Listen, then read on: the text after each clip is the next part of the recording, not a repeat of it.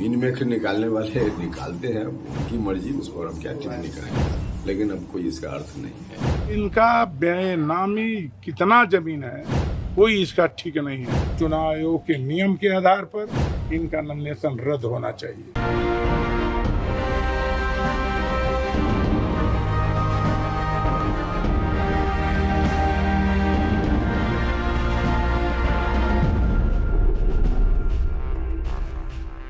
नमस्कार, आप देखना शुरू कर चुके हैं कैपिटल टीवी बिहार और मैं आपके साथ सरोज सिंह। बिहार के सियासत के तीन बड़े चेहरे जो 24 के जंग में उतर चुके हैं आमने सामने के मुकाबले के लिए, लेकिन क्या एक मुकाबला इनका कोर्ट में भी होगा? क्योंकि इन तीन लोगों के नॉमिनेशन पर सवाल उठ गया है। रोहिणी आचार्य के नॉमिनेशन पर सवाल उठा है और वकील साहब हैं नृपेंद्र कुमार चतुर्वेदी जी ने एक याचिका दायर की है पटना में कि क्यों ना इनके नॉमिनेशन को रद्द कर दिया जाए। विषय क्या है? विषय है कि पासपोर्ट की जांच नहीं की गई है, 7 साल से ज़्यादा सिंगापुर में रह चुकी है, तो क्या वो नागरिक कहाँ की है ये पता होना चाहिए। तो इसी आधार पर एक याचिका दायर कर दी गई है और रोहिणी आचार्य के नॉमिनेशन पर प्रश्न चिन्ह लगा दिया गया है। दूसरा नाम आता है उपेंद्र कुशवाहा का। देखिए, काराकाट में 13 लोगों के नॉमिनेशन को रद्द किया गया है और उपेंद्र कुशवाहा के नॉमिनेशन पर भी सवाल उठाया गया है। हालांकि उपेंद्र कुशवाहा का कहना है कि चुनाव ऑन है, लोग इस तरह की बातें करते हैं तो करने दीजिए, इसका कोई मतलब नहीं है। तो पहले सुनिए क्या सफाई दे रहे हैं उपेंद्र कुशवाहा। देखिए, वो सब चलता है, उसका कोई मतलब नहीं।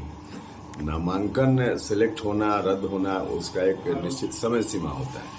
समय सीमा समाप्त है। जिनका भी सेलेक्ट होना था सेलेक्ट हो गया, जिनका भी रद्द होना था रद्द हो गया। इनमें से निकालने वाले निकालते हैं, उनकी मर्जी, उस पर हम क्या टिप्पणी करेंगे, लेकिन अब कोई इसका अर्थ नहीं है। तो उपेंद्र कुशवाहा साफ कह रहे हैं कि ये सब बेकार का मामला है, हम लोग का सारा फोकस चुनाव पर है और हम चुनाव लड़ रहे हैं और मोदी के नाम पर, अपने काम के नाम पर और बिहार के नाम पर बिहार की जनता और काराकाट की जनता मुझको दिल्ली भेज रही है। इसके बाद नंबर आ जाता है सुधाकर सिंह का, जगदाबाबू के लड़के हैं, बक्सर से चुनाव लड़ रहे हैं। उनके बारे में एक बड़ा आरोप लगाया है ददन यादव ने, जो खुद अखाड़े में है। उनका कहना है कि 100 करोड़ की संपत्ति को छुपाया गया है, 100 करोड़ की संपत्ति को छुपाया गया है।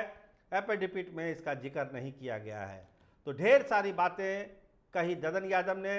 उनका सुनिए कि क्या आरोप है उनका। एक ज्ञापन दिया है जिलाधिकारी को कि क्यों ना इनका नॉमिनेशन को आप रद्द करते हैं।